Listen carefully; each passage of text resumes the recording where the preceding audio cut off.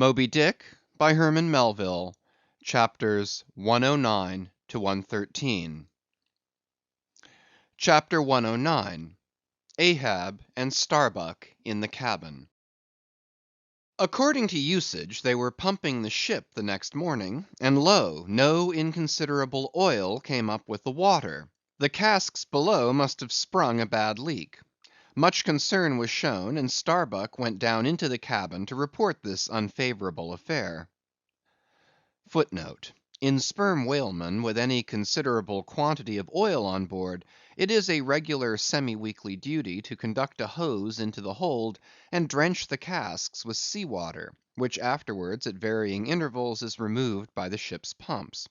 Hereby the casks are sought to be kept damply tight, while by the changed character of the withdrawn water the mariners readily detect any serious leakage in the precious cargo.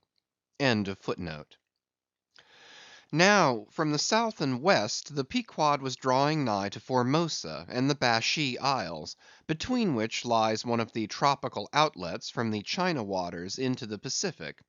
And so Starbuck found Ahab with a general chart of the Oriental archipelagos spread before him, and another separate one representing the long eastern coasts of the Japanese islands, Niphon, Matsmai, and Sikoke.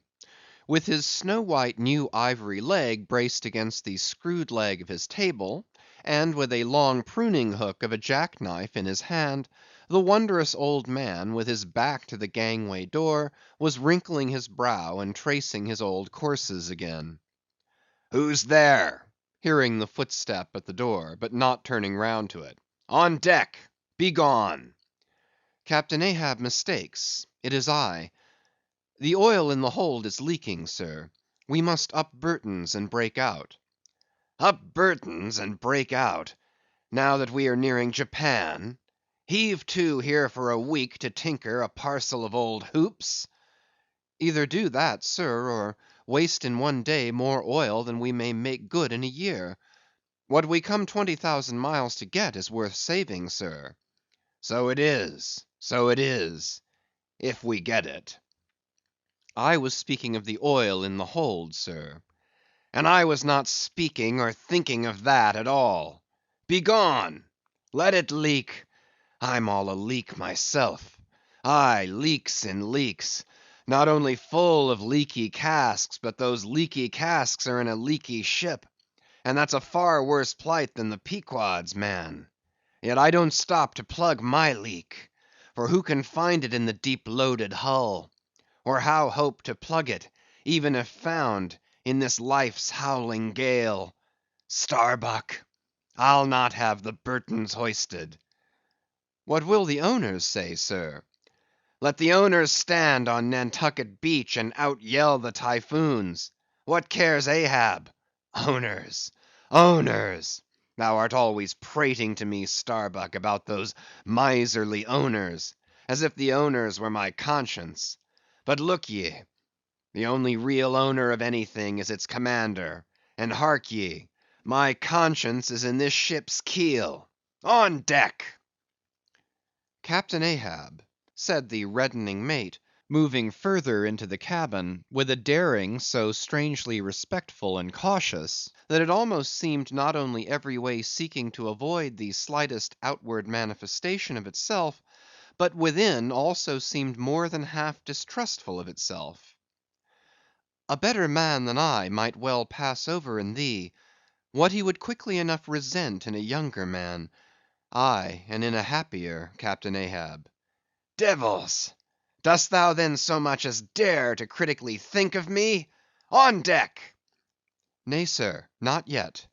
I do entreat, and I do dare, sir, to be forbearing. Shall we not understand each other better than hitherto, Captain Ahab?" Ahab seized a loaded musket from the rack, forming part of most South Seamen's cabin furniture, and pointing it towards Starbuck, exclaimed, "There is one God that is Lord over the earth, and one Captain that is Lord over the Pequod. On deck!" For an instant, in the flashing eyes of the mate, and his fiery cheeks, You would have almost thought that he had really received the blaze of the levelled tube. But mastering his emotion, he half calmly rose, and as he quitted the cabin, paused for an instant, and said, "Thou hast outraged, not insulted me, sir. But for that, I ask thee not to beware of Starbuck. Thou wouldst but laugh. But let Ahab beware of Ahab. Beware of thyself, old man." He waxes brave, but nevertheless obeys. Most careful bravery that, murmured Ahab, as Starbuck disappeared. What's that he said? Ahab, beware of Ahab. There's something there. Then, unconsciously using the musket for a staff, with an iron brow he paced to and fro in the little cabin; but presently the thick pleats of his forehead relaxed, and returning the gun to the rack, he went on deck. "Thou art but too good a fellow, Starbuck," he said lowly to the mate. Then raising his voice to the crew, "Furl the t'gallant sails, and close reef the topsails, fore and aft. Back the main yard. Up Burtons, and break out in the main hold." It were perhaps vain to surmise exactly why it was, that as respecting Starbuck, Ahab thus acted. It may have been a flash of honesty in him, or mere prudential policy which, under the circumstance, imperiously forbade the slightest symptom of open disaffection, however transient, in the important chief officer of his ship. However it was, his orders were executed, and the Burtons were hoisted. CHAPTER 110. Queequeg in his Coffin. Upon searching, it was found that the casks last struck into the hold were perfectly sound, and that the leak must be further off. So, it being calm weather, they broke out deeper and deeper, disturbing the slumbers of the huge ground tier butts, and from that black midnight sending those gigantic moles into the daylight above. So deep did they go, and so ancient and corroded and weedy the aspect of the lowermost puncheons, that you almost looked next for some mouldy corner stone cask containing coins of Captain Noah, with copies of the posted placards vainly warning the infatuated old world from the flood. Tierce after tierce, too, of water, and bread, and beef, and shooks of staves, and iron bundles of hoops, were hoisted out, till at last the piled decks were hard to get about, and the hollow hull echoed under foot, as if you were treading over empty catacombs, and reeled and rolled in the sea like an air-freighted demijohn. Top-heavy was the ship as a dinnerless student with all Aristotle in his head. Well was it that the typhoons did not visit them then. Now at this time it was that my poor pagan companion and fast bosom friend Queequeg was seized with a fever, which brought him nigh to his endless end. Be it said, that in this vocation of whaling, sinecures are unknown. Dignity and danger go hand in hand. Till you get to be captain, the higher you rise, the harder you toil. So with poor Queequeg, who, as harpooneer, must not only face all the rage of the living whale, but, as we have elsewhere seen, mount his dead back in a rolling sea, and finally descend into the gloom of the hold, and bitterly sweating all day in that subterraneous confinement, resolutely manhandle the clumsiest casks, and see to their stowage. To be short, among whalemen, the harpooneers are the holders, so called. Poor Queequeg! When the ship was about half disembowelled, you should have stooped over the hatchway, and peered down upon him there, where, stripped to his woolen drawers, the tattooed savage was crawling about amid that dampness and slime, like a green spotted lizard at the bottom of a well; and a well or an ice house it somehow proved to him, poor pagan, where, strange to say, for all the heat of his sweatings, he caught a terrible chill which lapsed into a fever, and at last, after some days' suffering, laid him in his hammock, close to the very sill of the door of death. How he wasted and wasted away in those few long lingering days, till there seemed but little left of him but his frame and tattooing. But as all else in him thinned, and his cheekbones grew sharper, his eyes nevertheless seemed growing fuller and fuller. They became of a strange softness of lustre, and mildly but deeply looked out at you there from his sickness, a wondrous testimony to that immortal health in him which could not die or be weakened. And like circles on the water, which, as they grow fainter, expand, so his eyes seemed rounding and rounding like the rings of eternity. An awe that cannot be named would steal over you, as you sat by the side of this waning savage, and saw as strange things in his face as any beheld who were bystanders when Zoroaster died. For whatever is truly wondrous and fearful in man, never yet was put into words or books. And the drawing near of death, which alike levels all, alike impresses all with a last revelation, which only an author from the dead could adequately tell.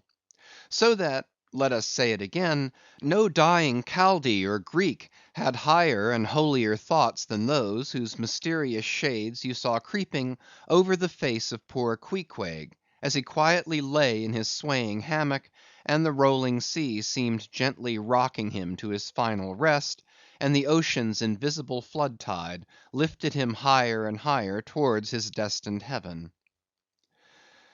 Not a man of the crew but gave him up; and as for Queequeg himself, what he thought of the case was forcibly shown by a curious favour he asked. He called one to him in the grey morning watch when the day was just breaking, and taking his hand, said that while in Nantucket he had chanced to see certain little canoes of dark wood, like the rich war wood of his native isle, and upon inquiry he had learned that all whalemen who died in Nantucket were laid in those same dark canoes, and that the fancy of being so laid had much pleased him; for it was not unlike the custom of his own race, who, after embalming a dead warrior, stretched him out in his canoe, and so left him to be floated away to the starry archipelagoes. For not only do they believe that the stars are isles, but that far beyond all visible horizons, their own mild uncontinented seas interflow with the blue heavens, and so form the white breakers of the Milky Way. He added that he shuddered at the thought of being buried in his hammock, according to the usual sea custom, tossed like something vile to the death‐devouring sharks. No, he desired a canoe like those of Nantucket, all the more congenial to him, being a whaleman, that like a whale boat these coffin canoes were without a keel, though that involved but uncertain steering and much leeway adown the dim ages. Now when this strange circumstance was made known aft, the carpenter was at once commanded to do Queequeg's bidding, whatever it might include. There was some heathenish, coffin‐coloured old lumber aboard, which upon a long previous voyage had been cut from the aboriginal groves of the Lackaday Islands, and from these dark planks the coffin was recommended to be made. No sooner was the carpenter apprised of the order, than taking his rule he forthwith, with all the indifferent promptitude of his character, proceeded into the forecastle and took Queequeg's measure with great accuracy, regularly chalking Queequeg's person as he shifted the rule. "Ah, poor fellow! he'll have to die now," ejaculated the Long Island sailor. Going to his vice bench, the carpenter, for convenience sake and general reference, now transferringly measured on it the exact length the coffin was to be, and then made the transfer permanent by cutting 2 notches at its extremities. This done, he marshalled the planks and his tools, and to work. When the last nail was driven, and the lid duly planed and fitted, he lightly shouldered the coffin and went forward with it, inquiring whether they were ready for it yet in that direction. Overhearing the indignant but half humorous cries with which the people on deck began to drive the coffin away, Queequeg, to every one's consternation, commanded that the thing should be instantly brought to him; nor was there any denying him, seeing that of all mortals, some dying men are the most tyrannical, and certainly since they will shortly trouble us so little for evermore, the poor fellows ought to be indulged. Leaning over in his hammock, Queequeg long regarded the coffin with an attentive eye. He then called for his harpoon, and had the wooden stock drawn from it, and then had the iron part placed in the coffin along with one of the paddles of his boat. All by his own request also, biscuits were then ranged round the sides within, a flask of fresh water was placed at the head, and a small bag of woody earth scraped up in the hold at the foot; and a piece of sailcloth being rolled up for a pillow, Queequeg now entreated to be lifted into his final bed, that he might make trial of its comforts, if any it had. He lay without moving a few minutes, then told one to go to his bag and bring out his little god, Yojo. Then crossing his arms on his breast with Yojo between, he called for the coffin lid (hatch he called it) to be placed over him. The head part turned over with a leather hinge, and there lay Queequeg in his coffin, with little but his composed countenance in view. "Rarmai." "It will do; it is easy," he murmured at last, and signed to be replaced in his hammock. But ere this was done, Pip, who had been slyly hovering near by all this while, drew nigh to him where he lay, and with soft sobbings took him by the hand, in the other holding his tambourine. "Poor rover, will ye never have done with all this weary roving? Where go ye now?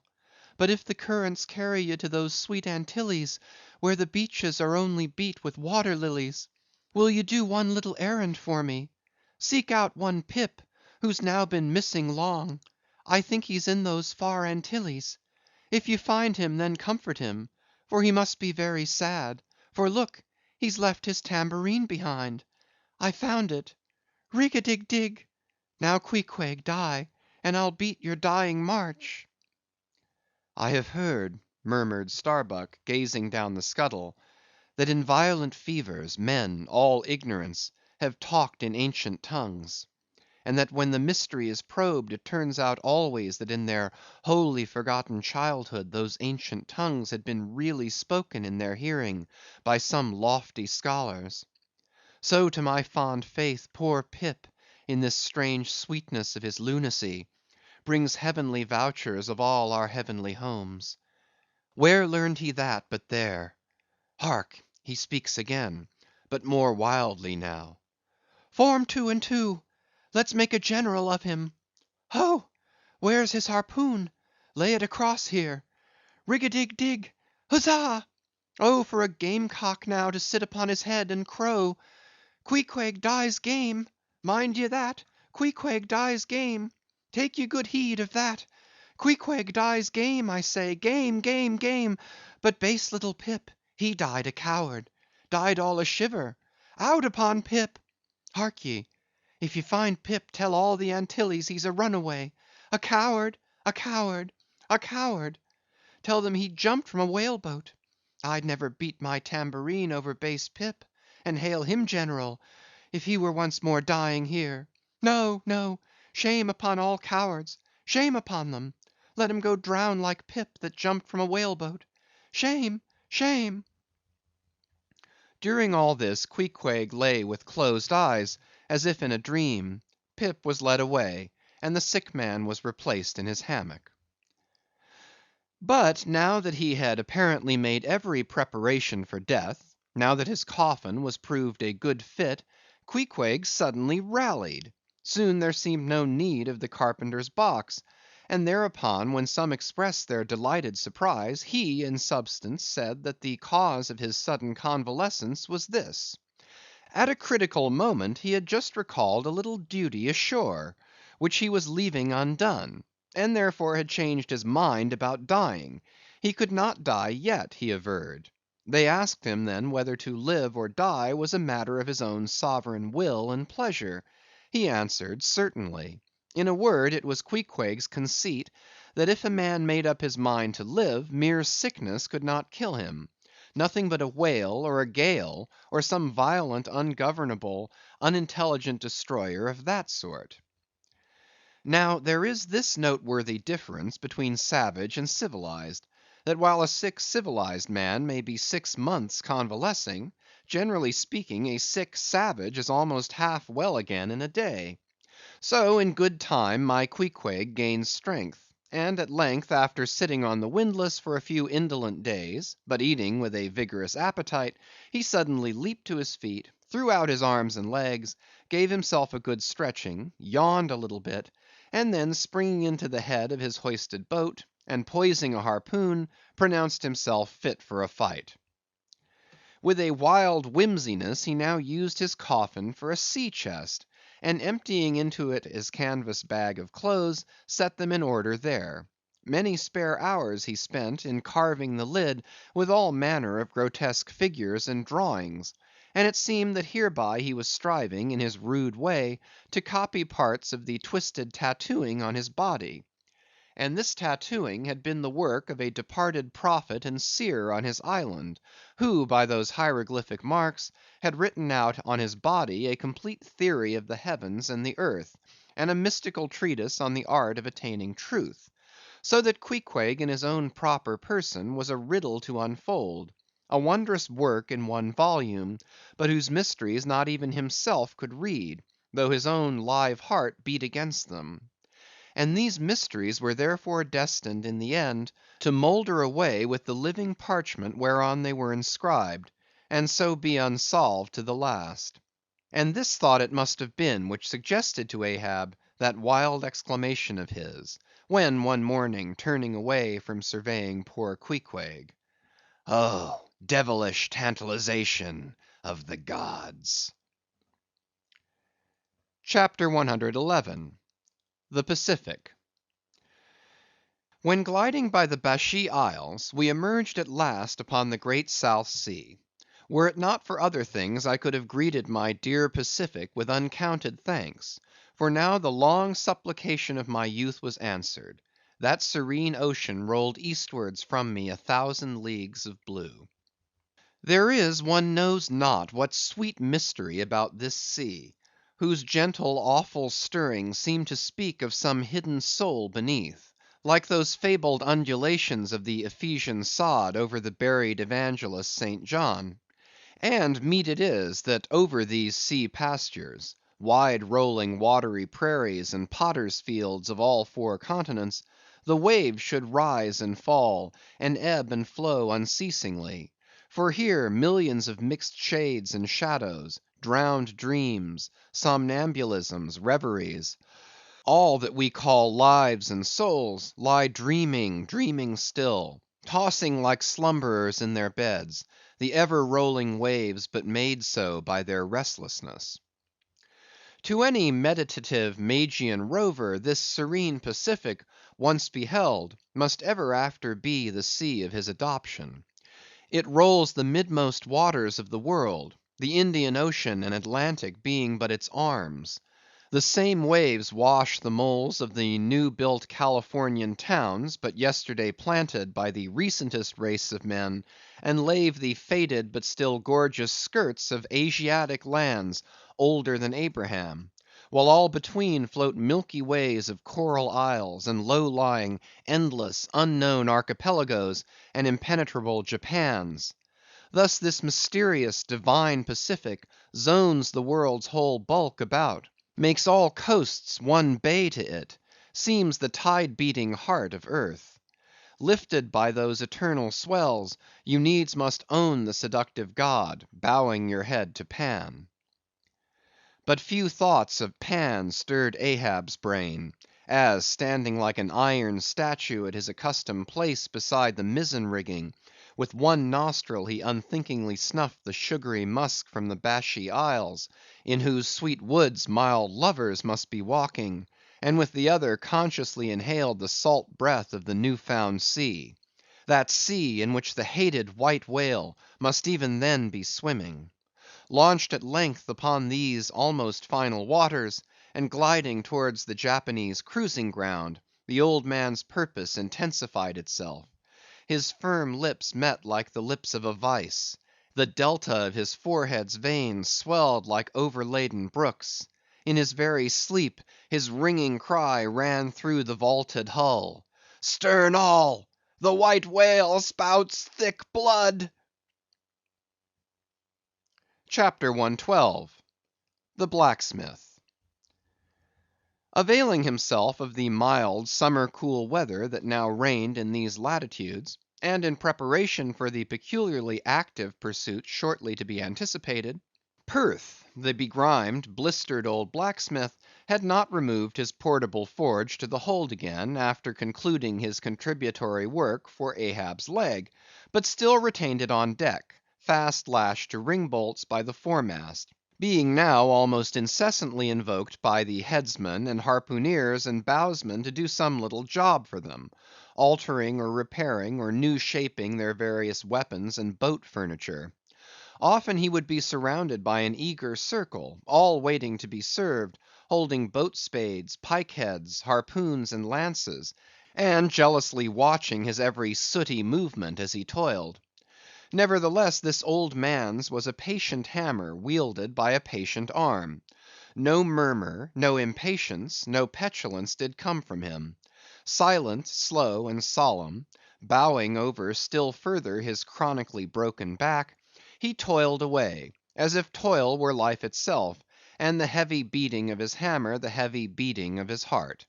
And so it was. Most miserable. A peculiar walk in this old man, a certain slight but painful appearing yawing in his gait, had at an early period of the voyage excited the curiosity of the mariners.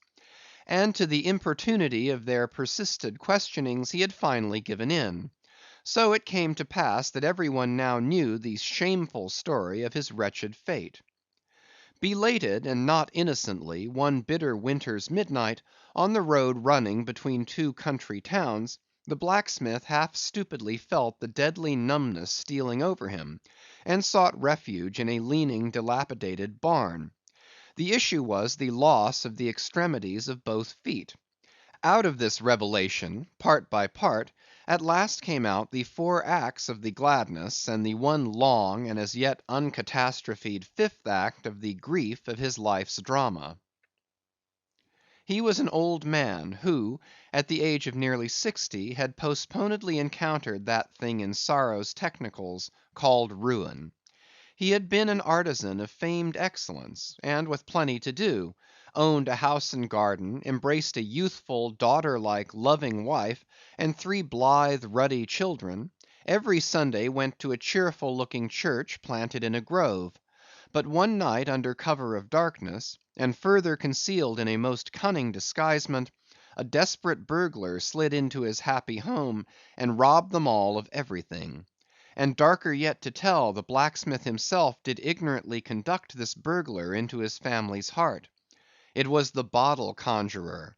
Upon the opening of that fatal cork, forth flew the fiend and shrivelled up his home.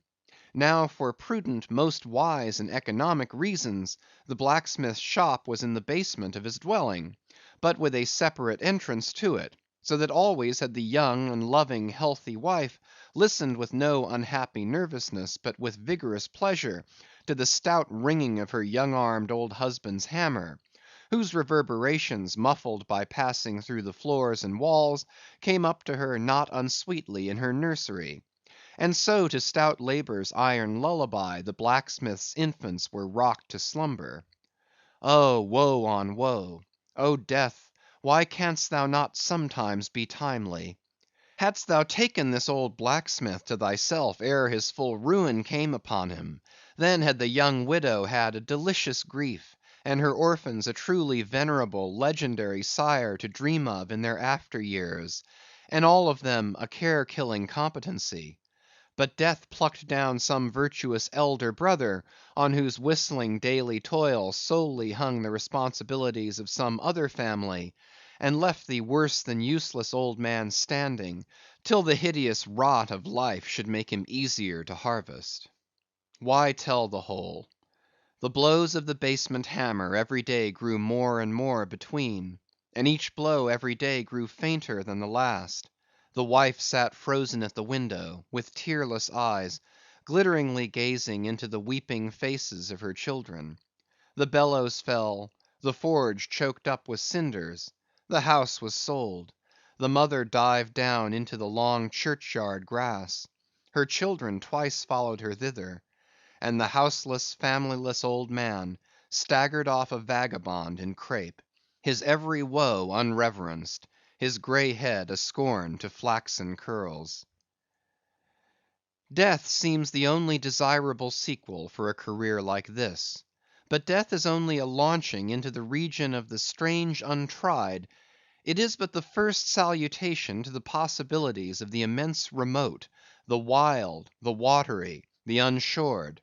Therefore, to the death‐longing eyes of such men, who still have left in them some interior compunctions against suicide, does the all‐contributed and all‐receptive ocean alluringly spread forth his whole plain of unimaginable, taking terrors, and wonderful new life adventures; and from the hearts of infinite Pacifics, the thousand mermaids sing to them, "Come hither, broken hearted! Here is another life without the guilt of intermediate death. Here are wonders supernatural, without dying for them. Come hither, bury thyself in a life which, to your now equally abhorred and abhorring landed world, is more oblivious than death.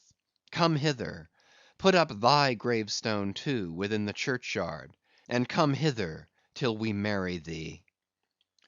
Hearkening to these voices, east and west, by early sunrise, and by fall of eve, the blacksmith's soul responded, "Aye, I come." And so Perth went a whaling.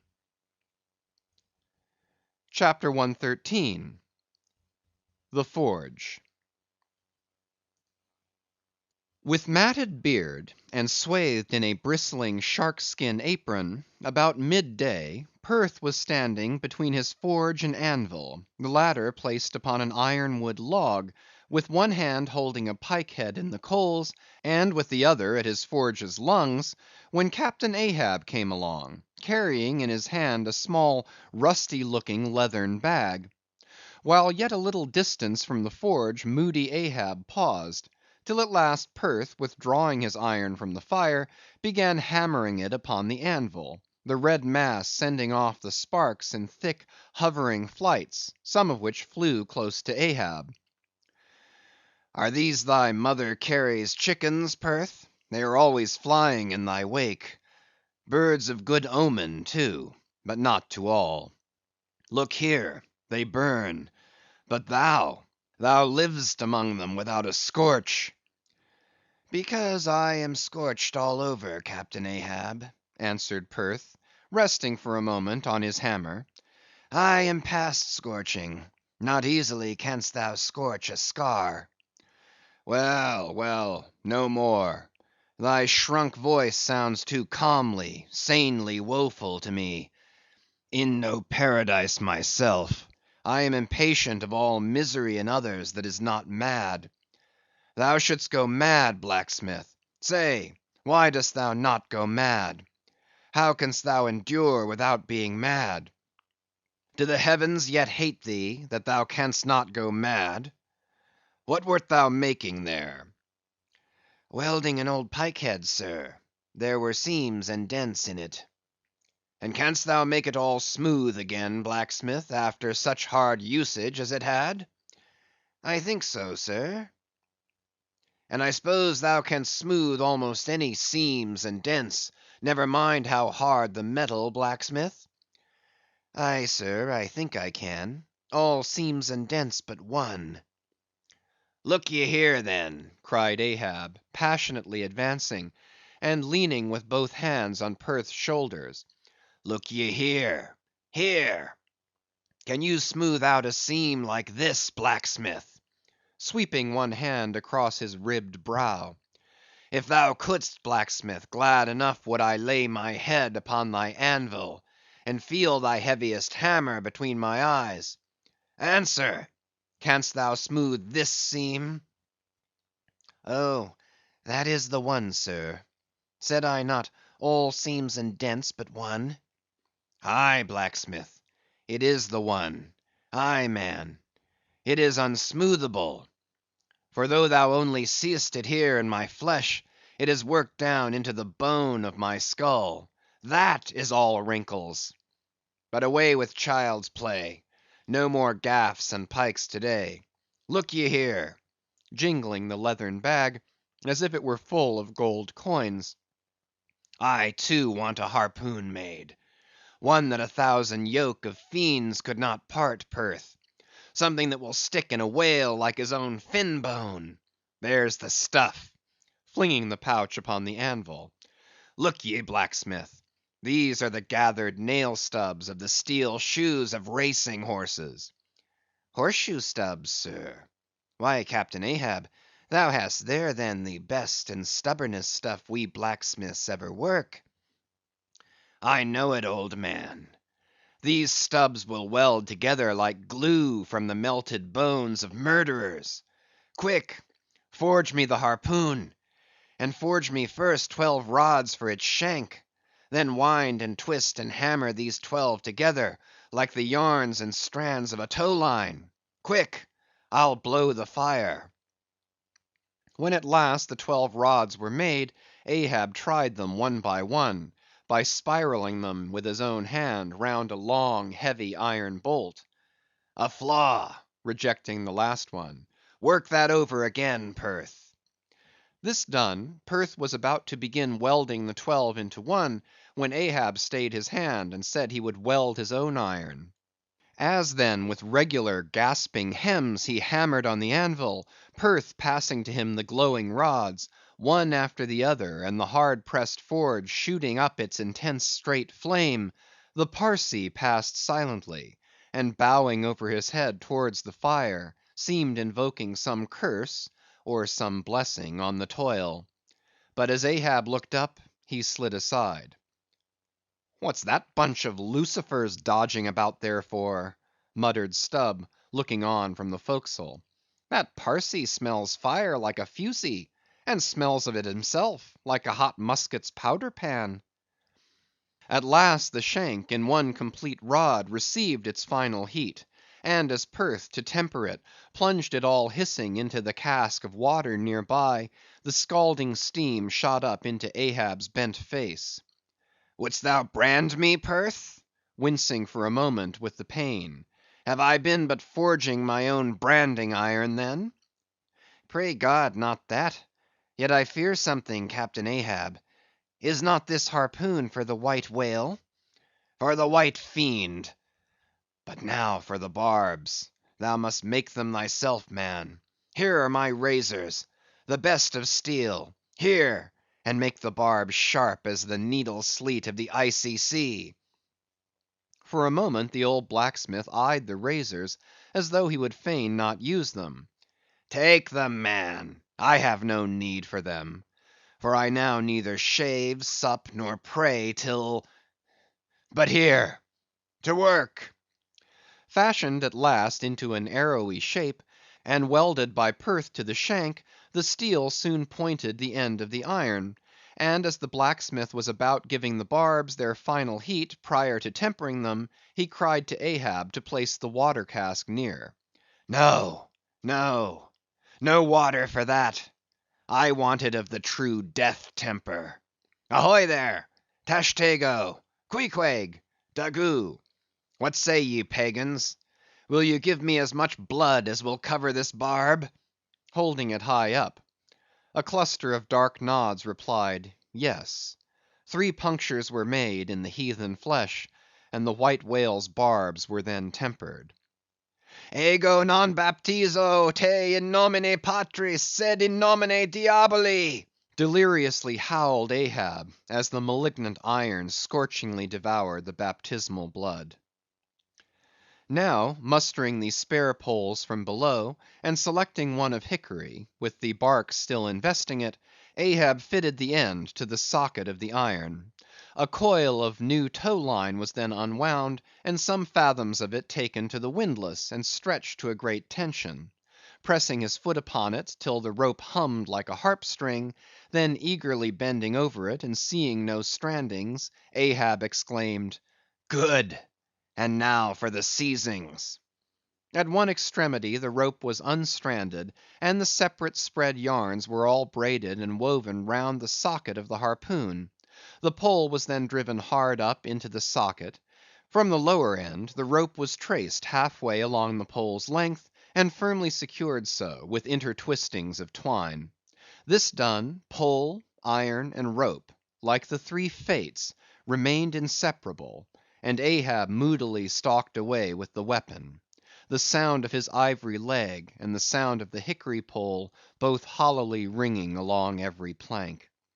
But ere he entered his cabin, light, unnatural, half bantering, yet most piteous sound was heard. Oh, Pip!